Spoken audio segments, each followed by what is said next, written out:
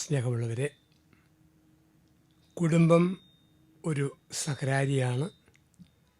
കുടുംബം ഒരു ദിവ്യകാരുണ്യ സമൂഹമാണ്.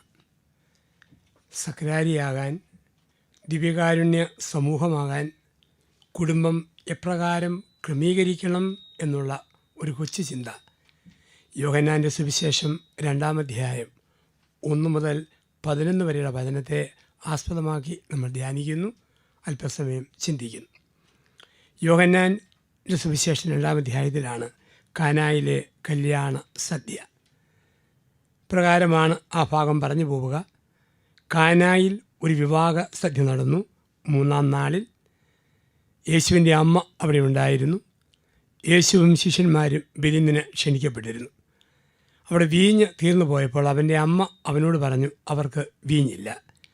യേശു പറഞ്ഞു, സ്ത്രീയെ, എനിക്കും നിനക്കും എന്ത്? എൻ്റെ സമയം ഇനിയും ആയിട്ടില്ല. അവൻ്റെ അമ്മ പരിചാരകരോട് പറഞ്ഞു, അവൻ നിങ്ങളോട് പറയുന്നത് പോലെ ചെയ്യുവൻ. യഹൂദരുടെ ശുദ്ധീകരണ കർമ്മത്തിനുള്ള വെള്ളം ശേഖരിക്കുന്ന 6 ഭരണികൾ അവിടെ ഉണ്ടായിരുന്നു. ഓരോന്നിലും 2-3 അളവ് കൊള്ളുമായിരുന്നു. ഭരണികളിൽ വെള്ളം നിറയ്ക്കുവൻ എന്നവൻ കൽപ്പിച്ചു. അപ്രകാരം ചെയ്തു. വീഞ്ഞായി മാറിയ ആ വെള്ളം എവിടെ നിന്നാണെന്ന് കലവറക്കാരൻ അറിഞ്ഞില്ല. മണവാളിനെ വിളിച്ചു പറഞ്ഞു, എല്ലാവരും മേൽത്തരം വീഞ്ഞ് ആദ്യം വിളമ്പുന്നു, ലഹരി പിടിച്ചു കഴിയുമ്പോൾ താഴ്ന്നു തരും. നന്ദി, അവസാനം വരെയും നല്ല വീഞ്ഞ് സൂക്ഷിച്ചു വെച്ചല്ലോ. ഇതാണ് യോഹന്നാൻ 2:1 മുതൽ 11 വരെയുള്ള തിരുവചനങ്ങൾ. യോഹന്നാൻ്റെ സുവിശേഷത്തെ വിളിക്കുന്ന വാക്ക് സമൃദ്ധിയുടെ സുവിശേഷം എന്നാണ്. യോഹന്നാനിൽ മുഴുവൻ സമൃദ്ധിയാണ്. 1-ാം അധ്യായത്തിൽ സമൃദ്ധിയുടെ ഒരു വെള്ളം കിടക്കുന്ന തിബേരിയൂസ് തടാകം, 2-ാം അധ്യായത്തിൽ വീഞ്ഞിൻ്റെ സമൃദ്ധി, ഇങ്ങനെ സമൃദ്ധി 5-ാം അധ്യായത്തിൽ 6-ാം അധ്യായം എത്തുമ്പോൾ അപ്പത്തിൻ്റെ സമൃദ്ധി, 121-ാം അധ്യായത്തിൽ 21-ാം അധ്യായത്തിൽ 153 മത്സ്യത്തിൻ്റെ സമൃദ്ധി. മുഴുവൻ സമൃദ്ധിയാണ്. കർത്താവുണ്ടോ രക്ഷയില്ല, അവനുണ്ടോ എല്ലാം ഉണ്ട്, ഇല്ലെങ്കിൽ ഒന്നുമില്ല. കാനായിൽ അവനുണ്ട്, രക്ഷയുണ്ട്. തിബേരിയൂസിന് തീരത്ത് അവനുണ്ട്, രക്ഷയുണ്ട്. അവനുള്ളതെല്ലാം സമൃദ്ധിയുടെ സമൂഹമായി മാറും, ഇല്ലെങ്കിലോ ഒന്നും തികയില്ല. കാനായിൽ നമ്മൾ കാണുന്നു, യഹൂദരുടെ വിവാഹം 2 ആഴ്ചയോളമൊക്കെ നീണ്ടു നിൽക്കും. കല്യാണത്തിന് മുമ്പ് ഒരാഴ്ച, കല്യാണം കഴിഞ്ഞൊരാഴ്ച. ആരെല്ലാം വിളിക്കപ്പെട്ടോ അവർക്കെല്ലാം വീഞ്ഞു കൊടുക്കണം കുടിക്കാൻ, അതില്ലെങ്കിൽ നാണക്കേട്. അപ്പോഴാണ് കർത്താവായ യേശു വിരുന്നിന് വരുന്നു. ക്ഷണിക്കാത്ത കുറേ പേര് കൂടെ കയറി വരുന്നു. നമ്മുടെ നാട്ടിൽ MLA യോ MP യെയോ ഒരു പരിപാടിക്ക് വിളിച്ചാൽ അവർ മാത്രമല്ല, വിളിക്കാത്ത ലോക്കൽ നേതാക്കന്മാർ വെറുതെ കയറി വരും. നമ്മളൊക്കെ നീണ്ട യാത്ര ചെയ്യുമ്പോൾ ആര്യഭവൻ, ശരവണഭവൻ, വസന്തഭവൻ ഭക്ഷണം കഴിക്കും, ഓർഡർ കൊടുക്കും. ചപ്പാത്തി, നെയ്റോസ്റ്റ്, പൂരി മസാല ദോശ. പക്ഷേ ഓർഡർ കൊടുക്കാത്തൊരു വയ്യാവേലി ഒരു നാണമില്ലാതെ പ്ലേറ്റിൽ കുത്തിയിരിക്കും ഉഴുന്നുവട. ആരും വിളിച്ചിട്ടല്ല, പിന്നെ മര്യാദ കൊണ്ട് എടുത്തെറിയല, കഴിച്ചിട്ട് പോരും. ഈ ഉഴുന്നുവട പോലെ കുറേ പേര് കാനായിലെ വീട്ടിൽ വന്നു. ഇത്രയും പേര് വന്നപ്പം കുടിക്കാൻ വീഞ്ഞില്ല. ആ നാണക്കേടിൽ പരിശുദ്ധ അമ്മ ഡ്യൂട്ടി ആരംഭിച്ചു. മാതാവ് ഒരു കുടുംബത്തിലുണ്ടോ അറിയാതെ അത് ദിവ്യകാരുണ്യ സമൂഹമായിട്ട് മാറും. അമ്മയുടെ സാന്നിധ്യത്തിൽ കുറവുകളെല്ലാം പരിഹരിക്കപ്പെടും. അമ്മ ആദ്യത്തെ മധ്യസ്ഥ പ്രാർത്ഥന നടത്തി, മോനെ, ഈ കുടുംബത്തിന് വീഞ്ഞില്ല. അടുത്ത നിമിഷം കൽപ്പരണികൾ കഴുത്തോളം നിറയ്ക്കപ്പെട്ടു. രക്ഷയുടെ പുണ്യകരങ്ങൾ ചലിച്ചു. വെള്ളരി വെളുത്ത പച്ചവെള്ളത്തിൻ്റെ മുഖം നവവധുവിൻ്റെ മുഖം പോലെ ചുമന്നു തൊടുത്തു. വീര്യമുള്ള വീഞ്ഞായി വാരിക്കോരി വിളമ്പി. ഇവിടെയാണ് കലവറക്കാരൻ്റെ ചോദ്യം. എല്ലാവരും നല്ല വീഞ്ഞ് ആദ്യം വിളമ്പും, പൂസാകുമ്പം താഴ്ന്നു തരും. പക്ഷേ ഈ നല്ല വീഞ്ഞ് അവസാനം വരെയും സൂക്ഷിച്ചു വെച്ചല്ലോ. എല്ലാ ജീവിതാന്തസ്സിലും നല്ല വീഞ്ഞ് ആദ്യം വിളമ്പിപ്പോകും. അച്ഛന്മാരും എങ്ങനെയാണ്? പട്ടം കെട്ടി ആദ്യകാലങ്ങളിൽ അച്ഛന്മാർ ആശീർവാദം കൊടുക്കുന്ന കണ്ടാൽ കുരിശിൻ്റെ നീളം പരലോകം മുതൽ പാതാളം വരെയാണ്. പക്ഷേ 10-15 വർഷം കഴിഞ്ഞ് അച്ഛൻ ആശീർവാദം കൊടുക്കുന്ന കണ്ടാൽ പൂച്ച മണ്ണ് മാന്തിയ പോലെയാണ് നീളക്കുറവ്. വീര്യം പോയി, ലഹരി പോയി. വിവാഹത്തിലുമുണ്ടിത്. ആദ്യകാലങ്ങളിൽ വലിയ ലഹരി, കുറേ കഴിയുമ്പോൾ വീര്യമില്ല, ലഹരിയില്ല.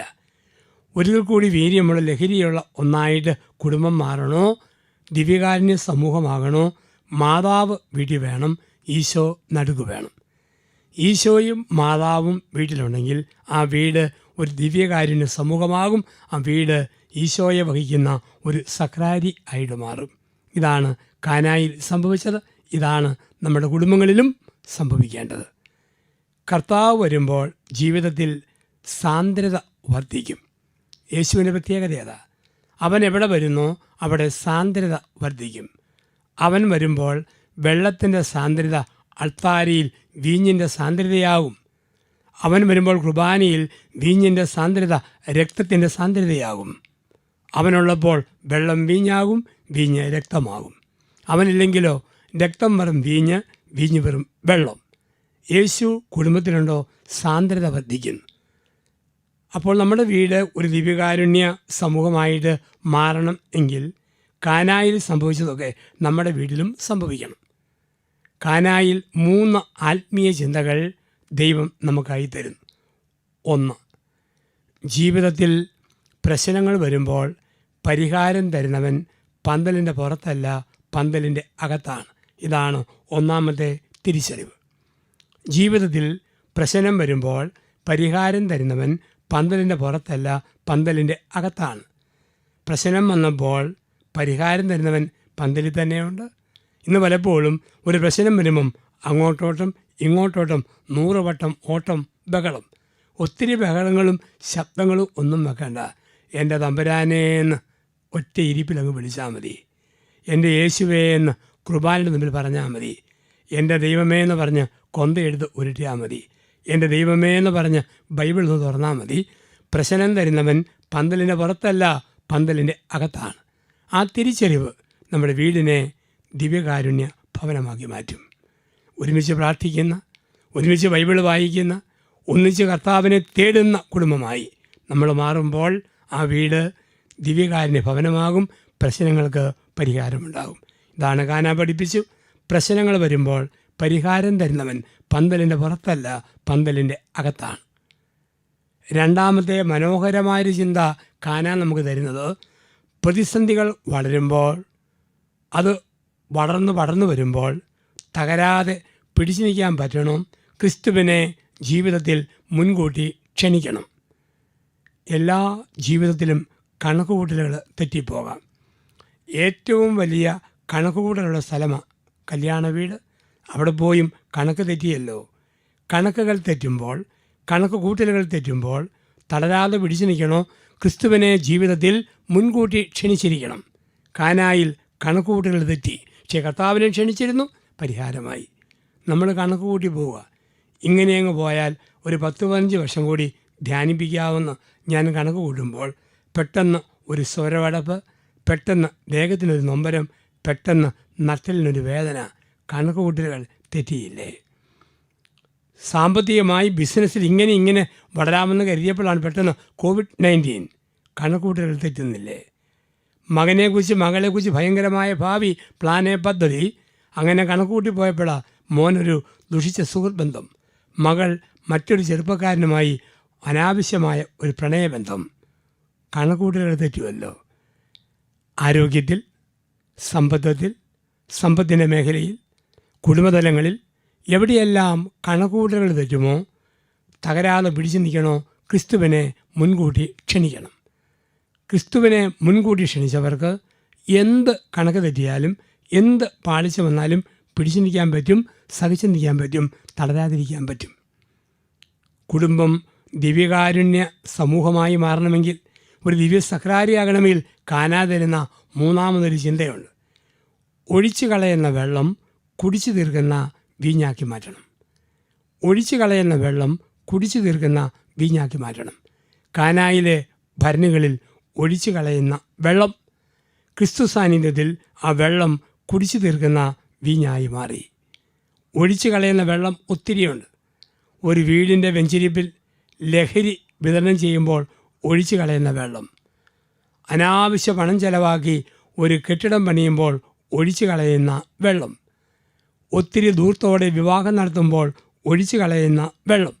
ഈ ഒഴിച്ചു കളയുന്ന വെള്ളത്തെ കുടിച്ചു തീർക്കുന്ന വീഞ്ഞാക്കി മാറ്റണോ. ക്രിസ്തുവിൻ്റെ സാന്നിധ്യം വേണം. അവൻ്റെ സാന്നിധ്യമുണ്ടോ, ലഹരി, വീര്യം, ഇതെല്ലാം കുടുംബത്തിലേക്ക് കടന്നു വരുന്നു. ഞാൻ ചെരുപ്പ് മേടിച്ച്, സാരി മേടിച്ച്, സ്വർണം മേടിച്ച്, വീടുണ്ടാക്കി ഒരുപാട് പൈസ ധൂർത്തടിക്കുമ്പോൾ അതിൽ കുറേ ഭാഗം ഒരു പാവപ്പെട്ട കിഡ്നി പേഷ്യൻറ്റിൻ്റെ ഡയാലിസിസിന് ഞാൻ ചെലവഴിക്കുമ്പോൾ ഒഴിച്ചു കളയുന്ന വെള്ളം കുടിച്ചു തീർക്കുന്ന വീഞ്ഞായി മാറും. ഒരു പാവപ്പെട്ട പെൺകുട്ടിയുടെ നേഴ്സിംഗ് ഫീസായിട്ട് കൊടുക്കുമ്പോൾ ഒഴിച്ചു കളയുന്ന വെള്ളം കുടിച്ചു തീർക്കുന്ന വീഞ്ഞായി മാറും. ജീവിതത്തിൽ ധൂർത്തിൻ്റെ പണം നന്മയ്ക്കായി തിരിച്ചു വിടുമ്പോൾ ദൈവാനുഗ്രഹം കുടുംബത്തിൽ കടന്നു വരും. തിരുവചന സന്ദേശം ശ്രവിക്കുന്ന നമ്മൾ ഓരോരുത്തരും ഒന്ന് ധ്യാനിക്കുക. ഒഴിച്ചു കളയുന്ന വെള്ളമാണോ നമ്മുടെ സ്വത്ത്? അനാവശ്യമായി പറയുന്ന വാക്കുകൾ ഒഴിച്ചു കളയുന്ന വെള്ളം. വാക്കിനെ നിയന്ത്രിക്കുമ്പോൾ, സംസാരം നിയന്ത്രിക്കുമ്പോൾ അത് കുടിച്ചു തീർക്കുന്ന വീര്യമുള്ള വീഞ്ഞായി മാറും. അപ്പം ഇങ്ങനെയുള്ള ചിന്തകളാൽ കുടുംബത്തെ സമ്പന്നമാക്കുവാൻ, കുടുംബ ബന്ധങ്ങളെ സമ്പന്നമാക്കുവാൻ കർത്താവ് വിളിക്കുകയാണ്. ഈ വചന സന്ദേശത്തിൻ്റെ നിമിഷങ്ങളിൽ ധ്യാനപൂർവ്വം പ്രാർത്ഥനാപൂർവ്വം ഒരാത്മശോധനയ്ക്ക് ദൈവം നമ്മളെയൊക്കെ വിളിക്കുന്നു. നമുക്കറിയാം, തമ്പുരാൻ തന്നിരിക്കുന്ന കുടുംബം, ആ കുടുംബജീവിതത്തെ നമുക്ക് സ്വർഗമാക്കാനും നരകമാക്കാനും പറ്റും. സ്വർഗമാക്കാൻ പറ്റും, നരകമാക്കാനും പറ്റും. വീട്ടിൽ വഴക്കാണോ വീട് നരകം, വീട്ടിൽ സ്നേഹമാണോ കുടുംബം സ്വർഗം. ഒരു ഭർത്താവ് ഭയങ്കര വഴക്കാളി, ഭാര്യയ്ക്കിട്ട് അടിക്കും, മക്കളെ ഇടിക്കും, പാത്രമെറിഞ്ഞ് ഉടയ്ക്കും, പരുക്കനായ പരുഷമായ ജീവിത പ്രവൃത്തികൾ. അപ്പോൾ ആ മനുഷ്യൻ ഒരു വണ്ടി അപകടത്തിൽ മരിച്ചു. നരകത്തിൽ തന്നെ ലൂസിഫർ ഒരു ഇരിപ്പിടം കൊടുത്തു. 2 ദിവസം കഴിഞ്ഞപ്പം ഭൂമിയിലെ ഭാര്യയുടെ ശബ്ദം കേൾക്കാൻ വലിയൊരു കൊതി. അയാൾ ലൂസിഫറിനോട് പറഞ്ഞു, ഇവിടുത്തെ ഫോണും തരാവോ, ഭൂമിയിലെ ഭാര്യയോട് സംസാരിക്കാൻ. ഇപ്പം ലൂസിഫർ ഫോൺ കൊടുത്തു. സംസാരിച്ച് 45 മിനിറ്റ് അങ്ങെടുത്തു. സമയം ഒത്തിരി ആയിപ്പോയി. ഫോൺ തിരിച്ചു കൊടുത്തു. ഇയാൾ ചോദിച്ചു, നീണ്ട സമയം വിളിച്ചു പോയി, എന്ത് തുകയാണ് ഞാൻ പേ ചെയ്യേണ്ടത്? ലൂസിഫർ പറഞ്ഞു, തുകയൊന്നും വേണ്ട, പിന്നെയോ ഫ്രീ. അതെന്താ? നരകത്തിൽ നിന്ന് നരകത്തിലോട്ട് ലോക്കൽ കോളാണ്, അവിടെ പൈസയുടെ ആവശ്യമില്ല. ഭൂമിയിലെ നരകമാണ് നിത്യതയുടെ നരകം, ഭൂമിയിലെ സ്വർഗമാ നിത്യതയുടെ സ്വർഗം. വീട് സ്വർഗമാക്കാം, ദിവ്യകാരുണ്യ സമൂഹമാക്കാം, ശുദ്ധ അലമ്പ് പിടിച്ച് ചന്തയാക്കാനും പറ്റും. നമ്മുടെ കയ്യിലായിരിക്കുക, ദൈവത്തിൽ ആശ്രയിക്കുക, ദൈവത്തോട് ചേരുക. എങ്കിൽ കുടുംബ ജീവിതത്തിൻ്റെ 5 ലെയേഴ്സ്, അതിലൂടെ നമ്മളൊന്ന് കടന്നു പോകണം. കുടുംബ ജീവിതത്തിൻ്റെ 5 സ്റ്റേജുകൾ, 5 അടുക്കുകൾ. അതിൽ ഏത് സ്റ്റേജിലാണ് കുടുംബജീവിതം നയിക്കുന്നവർ നിൽക്കുന്നത് എന്ന് ഒരു സ്വയപരിശോധന ഈ നിമിഷത്തിൽ നടത്തുക. 1. നാട്ട് വർത്തമാനത്തിൻ്റെ കുടുംബം. എല്ലാ കുടുംബജീവിതത്തിൻ്റെയും ആരംഭം പൊതുക്കാര്യം പറഞ്ഞുകൊണ്ട്, നാട്ടുവർത്താനം പറഞ്ഞുകൊണ്ട്. ഭർത്താവിൻ്റെ സ്വഭാവം ഭാര്യയ്ക്കറിയത്തില്ല, ഭാര്യയുടെ സ്വഭാവം ഭർത്താവിനറിയത്തില്ല. അതുകൊണ്ട് വെറുതെ കാലാവസ്ഥ എങ്ങനെയുണ്ട്, തിലാമഴ തുടരുമെന്നാണ് തോന്നുന്നത്, മഴക്കാർ കാണുന്നുണ്ടല്ലോ, ഭരണം ഏതാ ഭേദം, LDF ആണോ UDF ആണോ BJP ആണോ, വെറും നാട്ടുവർത്താനങ്ങൾ പറയാം. ഒന്ന് ശരിക്കും ആഴമായി പരിചയപ്പെടുന്നതുവരെ ദാമ്പത്യ ബന്ധത്തിൻ്റെ 1ാമത്തെ തലം നാട്ടുവർത്തമാനം. പക്ഷേ കുറേ നാൾ ജീവിച്ച് കഴിയുമ്പോൾ 2nd സ്റ്റേജിലേക്ക് ദമ്പതികൾ വളരണം. അഭിപ്രായം പറയുന്ന കുടുംബം, അത് 2ാമത്തെ സ്റ്റേജ്. അഭിപ്രായം. ഭർത്താവിൻ്റെ വേഷവിധാനത്തെക്കുറിച്ച് ഭാര്യ അഭിപ്രായം പറയും, ഭാര്യയുടെ വേഷവിധാനത്തെക്കുറിച്ച് ഭർത്താവ് അഭിപ്രായം പറയും. ഓരോ രീതിയെക്കുറിച്ചും ഇടപെടലിനെക്കുറിച്ചും അഭിപ്രായം പറയാനുള്ള സ്വാതന്ത്ര്യം. നിൻ്റെ നടപ്പ് ശരിയല്ല, ഇങ്ങേര് വേഷം ധരിക്കുന്ന രീതി ശരിയല്ല, മുടി ചീകുന്ന രീതി, കുളിച്ചിട്ട് തല തോർത്തുന്ന രീതി, ഇഷ്ടമില്ലാത്തതൊക്കെ തുറന്നു പറയാൻ പറ്റുന്ന അവസ്ഥ. അതാണ് കുടുംബത്തിൻ്റെ വളർച്ച. 2ാമത്തെ സ്റ്റേജ് അഭിപ്രായം പറയുന്ന കുടുംബം. അപ്പോൾ 1ാമത്തെ സ്റ്റേജിൽ വെറും നാട്ടുവർത്തമാനം, 2nd സ്റ്റേജിൽ അഭിപ്രായം പറയുന്ന കുടുംബം. 3ാമത് ഒരു സ്റ്റേജിലെത്തും, അതല്പം കൂടെ വളർന്ന ഒരു കുടുംബജീവിതമാണ്. സുഖദുഃഖങ്ങൾ പങ്കുവെക്കുന്ന കുടുംബം. ഒരു ദിവ്യകാരുണ്യ സമൂഹമായി, ഒരു സക്രാരിയായി വീട് മാറണോ, പടിപടിയായ വളർച്ച ആവശ്യമാണ്. അതാണ് 3ാമത്തേത്. സുഖദുഃഖങ്ങൾ പങ്കുവെക്കുന്ന കുടുംബം. മനസ്സിൽ ഒരു വേദനയുണ്ടോ, അത് തുറന്ന് ഭർത്താവിനോട്. മനസ്സിൽ നൊമ്പരമുണ്ടോ, അത് തുറന്ന് ഭാര്യയോട്. ജോലിസ്ഥലത്ത് ബുദ്ധിമുട്ടുണ്ടായോ, അത് ഭർത്താവിനോട് പറയുന്നു, അത് ഭാര്യയോട് പറയുന്നു. സുഖദുഃഖങ്ങൾ പങ്കുവെക്കുന്ന കുടുംബം. ജീവിതത്തിൽ അത്രയും ഒരു സ്വാതന്ത്ര്യം ദാമ്പത്യത്തിൽ വളരെ ആവശ്യമാണ്. ചെറിയ വേദന പോലും ഭാര്യ അറിയണം. ഭർത്താവിൻ്റെ നൊമ്പരം അവൻ്റെ പെങ്ങൾ പറഞ്ഞല്ല ഭാര്യ അറിയേണ്ടത്. ഭാര്യയുടെ വേദന അവളുടെ ആങ്ങള പറഞ്ഞല്ല അറിയേണ്ടത്. മുഖാമുഖം നേരിട്ട് പറയുന്ന ഒരു വളർച്ച. അത് കുടുംബജീവിതത്തിൻ്റെ തേർഡ് സ്റ്റേജ്. സുഖദുഃഖങ്ങൾ പങ്കുവെക്കുന്ന കുടുംബം. അത്രയും ദാമ്പത്യം വളരണം. ഇവിടെ നിന്നും നാലാമത് ഒരു സ്റ്റേജിലേക്കുള്ള ഒരു വലിയ വളർച്ചയുണ്ട്. സ്വന്തം തകർച്ചകൾ ഏറ്റുപറയുന്ന കുടുംബം. തകർച്ചകൾ ഏറ്റുപറയുന്ന കുടുംബം. എന്താണ് തകർച്ചകൾ? കഴിഞ്ഞകാല ജീവിതത്തിൽ എനിക്കിങ്ങനെയൊക്കെ സംഭവിച്ചു പോയി. വിവാഹത്തിന് മുമ്പ് ഞാൻ ഇങ്ങനെയായിരുന്നു. വിവാഹത്തിന് മുമ്പ് ഞാൻ അങ്ങനെയായിരുന്നു. വിവാഹത്തിന് ശേഷം ഒരു ഇഷ്ടക്കേട് വന്നപ്പോൾ വേറൊരു പുരുഷനെ ഫോണിൽ വിളിച്ചു സംസാരിച്ചു. ഒരു സ്ത്രീയെ ഫോൺ കോളിലൂടെ ബന്ധപ്പെട്ടിട്ടുണ്ട്. ഇതാണ് ജീവിതത്തിൽ വന്നു പോകുന്ന തകർച്ചകൾ, പാപങ്ങൾ ഏറ്റുപറയുന്ന കുടുംബം. അത് കുടുംബത്തിൻ്റെ ഒരു വലിയ വളർച്ചയാണ്. അത്രയും വിശാലമാണ് ഭർത്താവിൻ്റെ ഹൃദയമെന്ന് ഉറപ്പുണ്ടെങ്കിലേ ഭാര്യ തകർച്ചകൾ പറയാവൂ. അത്രയും വിശാലമാണ് ഭാര്യയുടെ ഹൃദയമെന്ന് ഉറപ്പുണ്ടെങ്കിലേ ഭർത്താവ് പറയാവൂ. അത്രയും ഒരു ഉറപ്പ്, ഒരു ബോധ്യം പകരുവാൻ തക്കവിധം ദാമ്പത്യത്തിൻ്റെ വളർച്ച. ഇതാണ് തകർച്ചകൾ ഏറ്റുപറയുന്ന കുടുംബം. ഒരു ഫൈനൽ സ്റ്റേജ് ഉണ്ട്. അതാണ് യഥാർത്ഥ ദിവ്യകാരുണ്യ കുടുംബം. ഒരക്ഷരം പോലും ഉരിയാടാതെ മുഖം നോക്കി മനസ്സ് വായിക്കുന്ന കുടുംബം. ഇതാണ് കുടുംബത്തിൻ്റെ ഏറ്റവും വലിയ വളർച്ച. ഒന്നും പറയുന്നില്ല, മുഖം നോക്കി മനസ്സ് വായിക്കുന്ന കുടുംബം. ഭർത്താവിന് പ്രയാസമുണ്ടോ? മുഖത്തെ വാട്ടം കാണുമ്പം ഭാര്യയ്ക്കറിയാം. ഭാര്യയ്ക്ക് പ്രയാസമുണ്ടോ? മുഖത്തെ ദുഃഖഭാവം കാണുമ്പം ഭർത്താവിനറിയാം. ആ സ്റ്റേജിലേക്കുള്ള ഒരു വളർച്ച. ഈ വളർച്ച എന്താണ് നിൻ്റെ മനസ്സിലൂടെ പോകുന്നത്? എന്താണ് തൻ്റെ ഉള്ളിലൂടെ പോകുന്നത്? അത്രയും മനസ്സിലാക്കി മുഖം നോക്കി മനസ്സ് വായിക്കുന്ന ഒരു സ്റ്റേജ്. ആ സ്റ്റേജിനെ വിളിക്കും അഞ്ചാമത്തെ സ്റ്റേജ്. അപ്പം ഇങ്ങനെയുള്ള ഒരു ദിവ്യകാരുണ്യ സമൂഹമായി നമ്മുടെ കുടുംബങ്ങൾ മാറുക, കുടുംബത്തെ മാറ്റുക. ഇതിന് അടിസ്ഥാനപരമായി ഉണ്ടായിരിക്കേണ്ട ഒരു വികാരമാണ് കുടുംബത്തിൽ ശരിക്കും സ്നേഹം ഉണ്ടാകണം. സ്നേഹമുണ്ടോ? ദിവ്യകാരുണ്യ കുടുംബമാണ്. സ്നേഹം എന്താണ്? ഈ സ്നേഹം രണ്ട് കാര്യങ്ങൾ ദമ്പതിമാരെ കൊണ്ട് ചെയ്യിപ്പിക്കും. രണ്ട് കാര്യങ്ങൾ. സ്നേഹം കരയിപ്പിക്കും, സ്നേഹം കാത്തിരിക്കാൻ നിർബന്ധിക്കും. ആ കുടുംബം ദിവ്യകാരുണ്യ സമൂഹമാണ്. സ്നേഹം കരയിപ്പിക്കും, സ്നേഹം കാത്തിരിക്കാൻ നിർബന്ധിക്കും.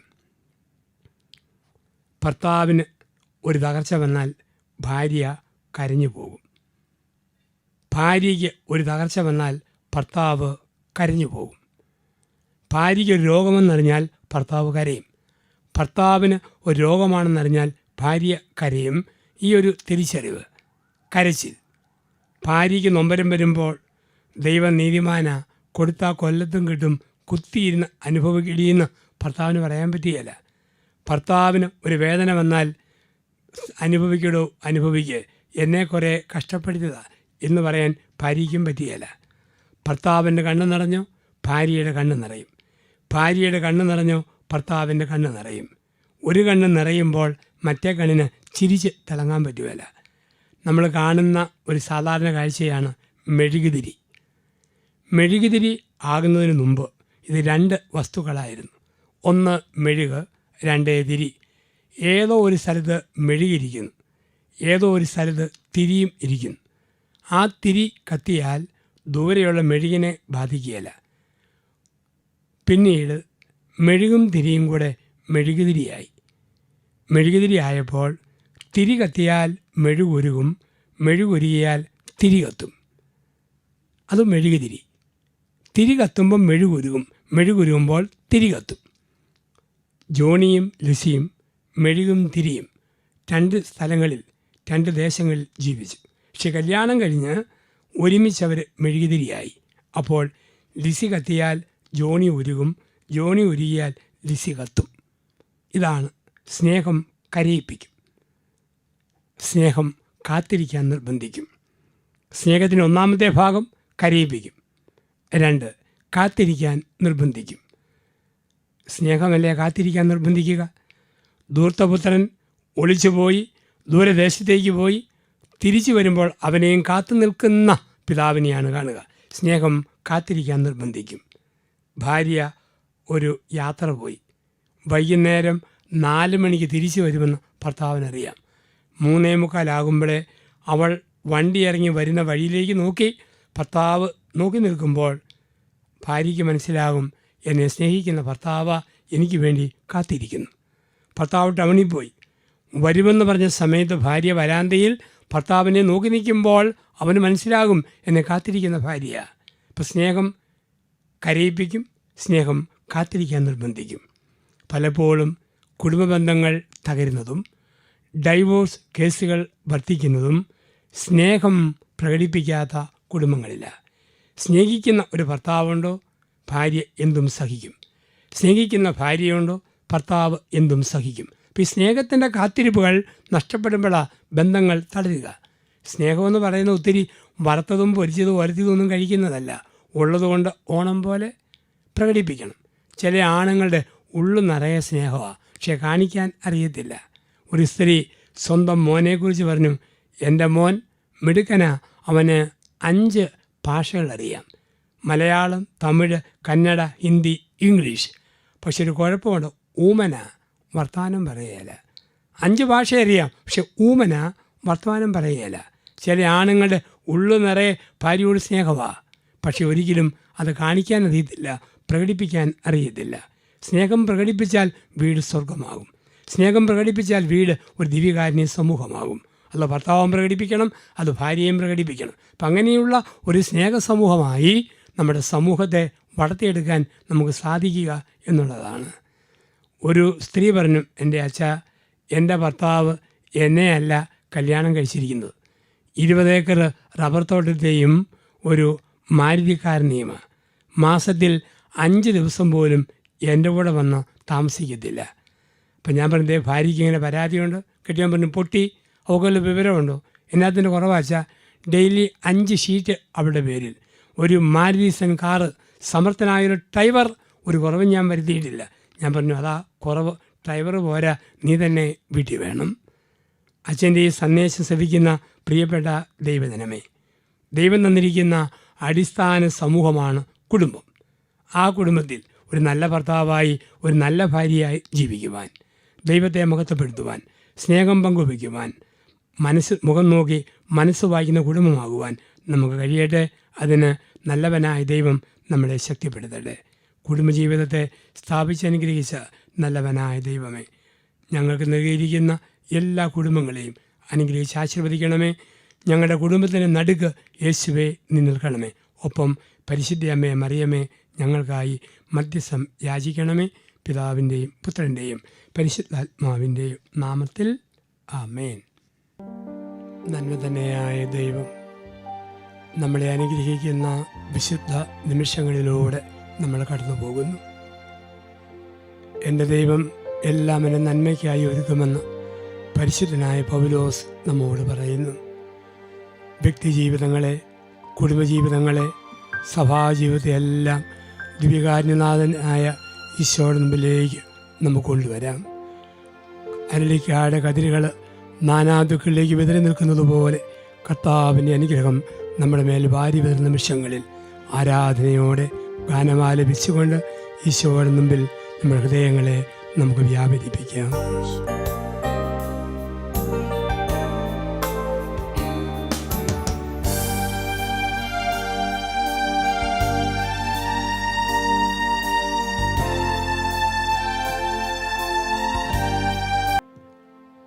അരുളിക്കായിൽ അവിടുന്ന് ഞങ്ങളുടെ മധ്യത്തിൽ വസിച്ചുകൊണ്ട് ആശീർവദിക്കുന്നതിനെ ഓർത്ത് ഞങ്ങൾ സ്തുതിക്കുന്നു. അന്ന് നിൻ്റെ അടുക്കൽ വന്ന എല്ലാവരെയും അവിടുന്ന് അനുഗ്രഹിച്ചല്ലോ. കുരുടിന് കാഴ്ചയായി, ചെകിടിന് കേൾവിയായി, മുടന്തൻ്റെ കാലിന് ശക്തിയായി, ഊമന് സംസാരശക്തിയായി, കുഷ്ഠരോഗിയുടെ ചീഞ്ഞളിഞ്ഞ ശരീരത്തിന് വെടിപ്പും വെണ്മയുമായി സൗഖ്യദായകനായി കടന്നു വന്നുവല്ലോ. ഈ ആരാധന നിമിഷത്തിൽ ഞങ്ങളുടെ ഹൃദയങ്ങളെ സമർപ്പിക്കുന്നു, ഞങ്ങളുടെ നിയോഗങ്ങളെ സമർപ്പിക്കുന്നു, ഞങ്ങളുടെ പ്രതീക്ഷകളെല്ലാം സമർപ്പിക്കുന്നു. അനുഗ്രഹിക്കണമേ, ആശീർവദിക്കണമേ. അവിടുത്തെ തിരുമുമ്പാകെ ഞങ്ങളെ സ്തുതിക്കുകയാണ്. കർത്താവേ, അന്ന് കേസരിയ ഫിലിപ്പിയിൽ പത്രോസ് പറഞ്ഞു, നീ ജീവനുള്ള ദൈവത്തിൻ്റെ പുത്രനായ മിശിഹയാണ്. പത്രോസിനോട് ചേർന്ന് ഞങ്ങൾ നിന്നെ സ്തുതിക്കുന്നു. അന്ന് തോമസ് ലീഹ പറഞ്ഞു, എൻ്റെ കർത്താവേ, എൻ്റെ ദൈവമേ. ആ തോമസിനോട് ചേർന്ന് ഞങ്ങളൊക്കെ സ്തുതിക്കുന്നു. പരിശുദ്ധനായ പൗലോസ് ഗലാത്യ ലേഖനം 2:20 പറഞ്ഞു, ഇനിമേ ഞാനല്ല, ക്രിസ്തുവാണ് ജീവിക്കുന്നത്. ഭാഗ്യവാനായ പൗലോസിനോട് ചേർന്ന് ഞങ്ങളൊക്കെ സ്തുതിക്കുന്നു. മറിയം മഗ്ദലന പറഞ്ഞു, എൻ്റെ ഗുരുവിനെ എവിടെ വെച്ചെന്ന് പറയുക, അവനെ ഞാൻ എടുത്തുകൊണ്ട് പൊക്കൊള്ളാം. ആ മഗ്ദലന മറിയത്തോട് ചേർന്ന് ഞങ്ങളൊക്കെ സ്തുതിക്കുന്നു. ആദിമസഭ പ്രാർത്ഥിച്ചു, കർത്താവായ യേശുവേ, വേഗം വരണമേ. ആദിമസഭയോട് ചേർന്ന് ഞങ്ങൾ സ്തുതിക്കുന്നു. ഞങ്ങളെല്ലാ വികാരങ്ങളും വിചാരങ്ങളും സകല ഹൃദയത്തിലെ തുടിപ്പുകളും ഒന്നിച്ചു ചേർത്തുകൊണ്ട് ഏകമനസ്സോടെ ദിവികാരനാഥനെ ഞങ്ങൾ സ്തുതിക്കുന്നു.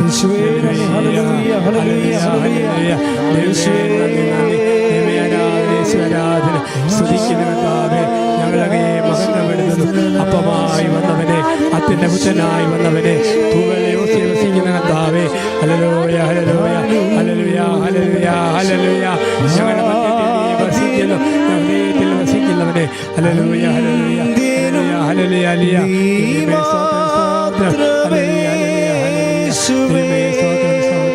നന്ദി, ആരാധന, സ്തുതി, സ്തുതികൾക്കും പുകഴ്ചയ്ക്കും യോഗ്യനേശുവേ,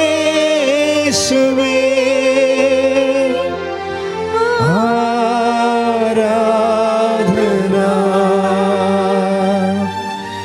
ആരാധന. ഞങ്ങളുടെ നിയോഗങ്ങളെല്ലാം ഈ നിമിഷം കർത്താവിന് മുമ്പിൽ സമർപ്പിക്കുന്നു. ഈശോയെ, ജീവിത വ്യഗ്രതകളുമായി നിന്റെ മുമ്പിൽ അണയുന്നവരുണ്ട്. ഗൂഗിളിലൂടെ നിയോഗങ്ങൾ സമർപ്പിക്കുന്നവരുണ്ട്. മധ്യസ്ഥ പ്രാർത്ഥന എഴുതി സമർപ്പിച്ചവരുണ്ട്. ഉടമ്പടിയെടുത്ത് നാളുകളോളം ഈ ഭവനത്തിൽ വന്ന് പ്രാർത്ഥിക്കുന്നവരുണ്ട്. കർത്താവേ, ഞങ്ങളുടെ ഉള്ളിലുള്ളതും എഴുതി സമർപ്പിച്ചതും ഓർമ്മയിലുള്ളതുമായ എല്ലാ നിയോഗങ്ങളെയും ഈശോയുടെ മുമ്പിൽ ഈ നിമിഷങ്ങളിൽ സമർപ്പിക്കുന്നു. കർത്താവേ, ഒരു നിമിഷം കൊണ്ട് നിനക്കെല്ലാം സാധ്യമാണല്ലോ.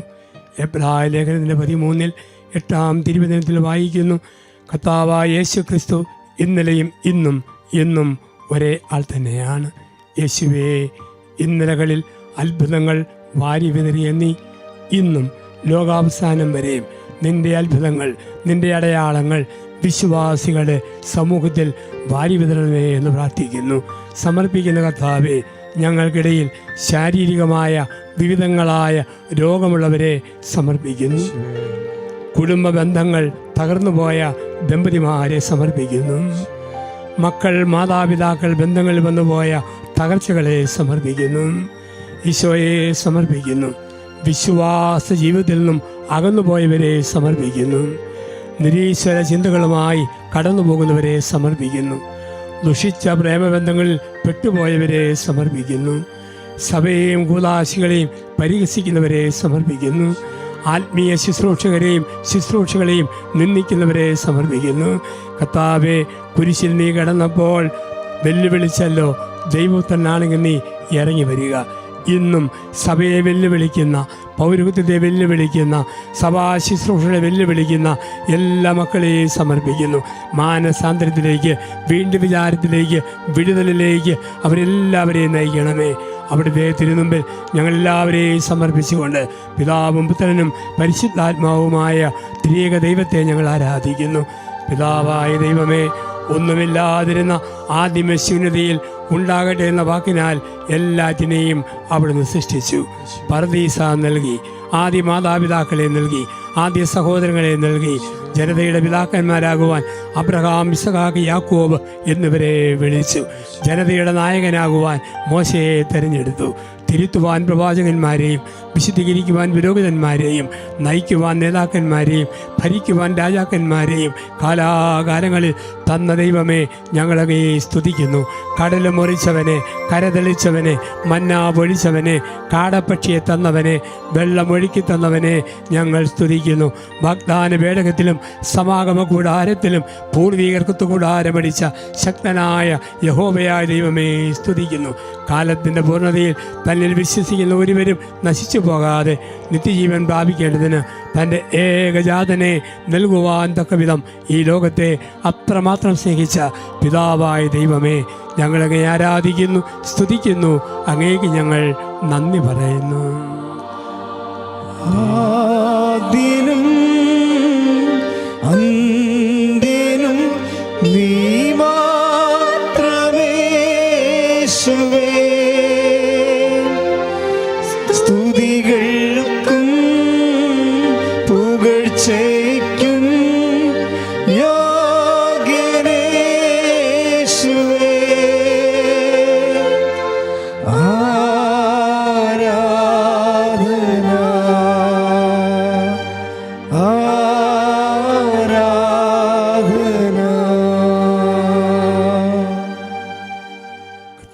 യേശുവേയും ലോകത്തിൻ്റെ പാപം വഹിക്കുവാൻ കാലിത്തൊഴുത്തിൽ അവിടുന്ന് പൂജാതനായി 30 വർഷത്തെ രഹസ്യ ജീവിതം നയിച്ച് 3 വർഷത്തെ പരസ്യ ജീവിതം യോഹന്നാനിൽ നിന്ന് വിശുദ്ധ മാമോദീസ സ്വീകരിച്ച് സകല നീതിയും പൂർത്തിയാക്കി ദുർബലരായ മനുഷ്യരെ ശിഷ്യരായി തെരഞ്ഞെടുത്തു.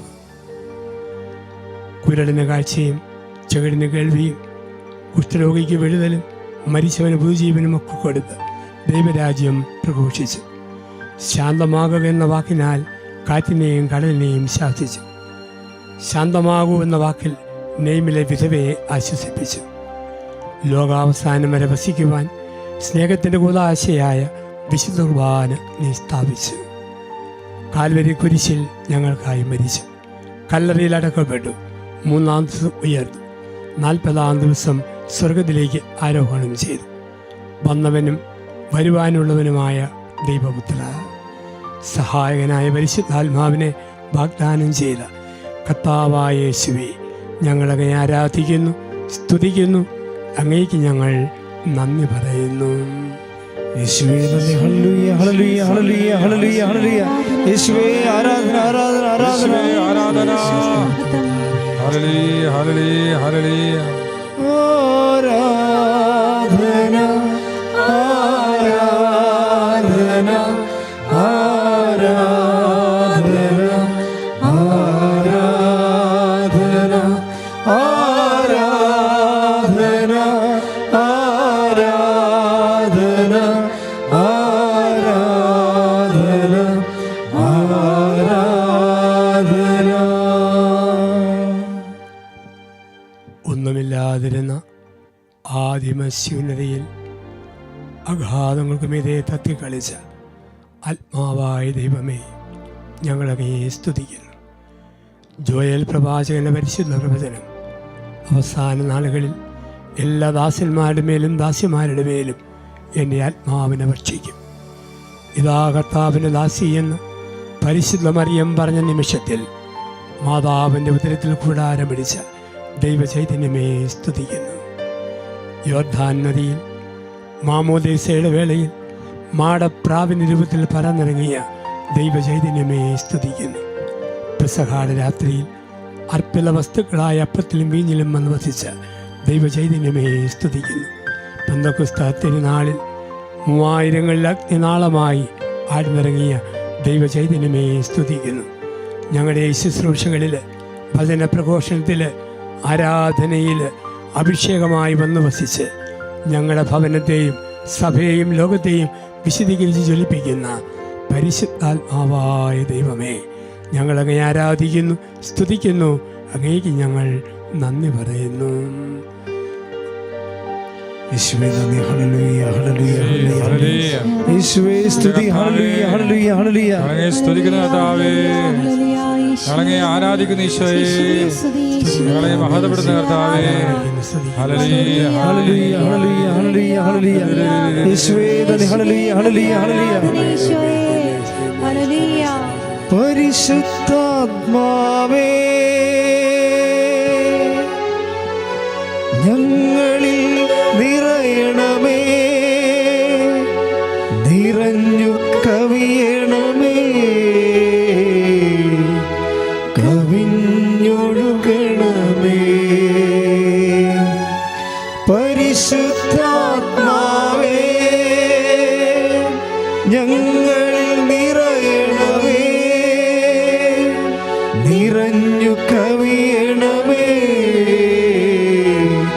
കവിഞ്ഞൊഴുകണമേ.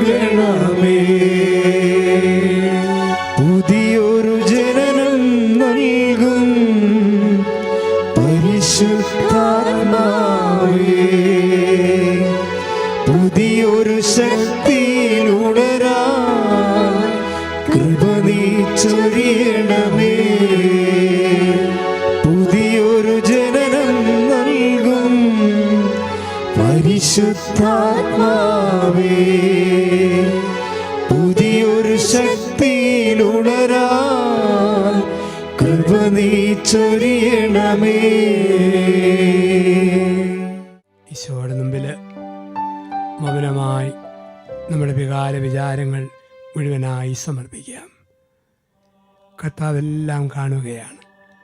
46-ാം സങ്കീർത്തനം 10-ാം തിരുവചനം, നീ ശാന്തമാവുക, ഞാൻ ദൈവമാണെന്നറിയുക.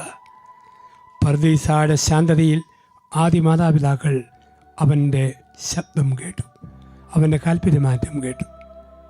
ജെറിക്കോയിൽ സക്കേവൂസ് അവൻ്റെ മുമ്പിൽ നിന്നപ്പോൾ അവൻ്റെ സ്നേഹത്തിൻ്റെ ശബ്ദം കേട്ടു. കല്ലറയുടെ അടുത്ത് തോട്ടത്തിൽ ദുഃഖത്തോടെ നിന്നപ്പോൾ മഗ്ദലന മറിയം അവൻ്റെ ശബ്ദം കേട്ടു. മറിയം. ലൂക്കാ 24 എമ്മാവൂസിലേക്ക് 2 ശിഷ്യന്മാർ മ്ലാനത്തോടെ നടന്നു പോയപ്പോൾ കൂടെ നിന്ന് അവൻ്റെ ശബ്ദം കേട്ടു, സ്നേഹിതരെ എന്ന വിളി. ഈ ആരാധനയിൽ ദിവ്യകാരുണ്യ സന്നിധിയിൽ ഹൃദയമടച്ചിരിക്കുമ്പോൾ അവിടുന്ന് വിളിക്കും, മകനെ, മകളെ, അസ്വസ്ഥമാകേണ്ട, ഹൃദയം കലങ്ങേണ്ട.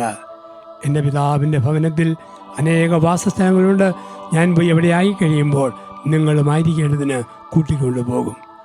ആശ്വസിപ്പിക്കുന്ന കർത്താവ് അനുഗ്രഹിച്ചുകൊണ്ട് നമ്മോടൊപ്പം ഇരിക്കുമ്പോൾ അവിടുന്ന് ആശീർവാദം സ്വീകരിക്കുവാൻ നമുക്ക് ശിരസ്സ് നമിക്കാം.